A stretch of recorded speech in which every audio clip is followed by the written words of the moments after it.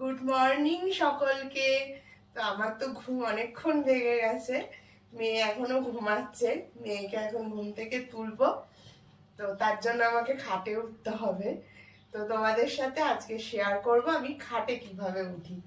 তো চলো, এই দেখো, এই যে দেখতে পাচ্ছ এই ছোট্ট টুলটা, একটা কাঠের টুল, ছোট্ট বানানো, এটা হাতে, প্লাস্টিকের না, যেহেতু আমি তো একদম রোগা পাতলা, যদি উঠি প্লাস্টিকের টুল হয়তো ভেঙে যেতে পারে। তো তার জন্য এই টুলটা আমার সবসময় দেখবে খাটের এখানে থাকে, মানে এটা না থাকলে আমি খাটে উঠতে পারবো না। তো এটাই প্রথমে উঠি, আর এই দিকে একটা ধরার জায়গা আছে, তো এটার সাহায্যেই আমি খাটে উঠি। এই দেখো, ইজি, এখন উঠে উঠে অভ্যাস হয়ে গেছে, সময় লাগে না, একদম তাড়াতাড়ি উঠে পড়তে পারি। তো এই টুল না হলে খাটে উঠতে পারবো না, আবার টুল না হলে রান্নাও করতে পারবো না, আবার সব কিছুতেই টুল লাগে।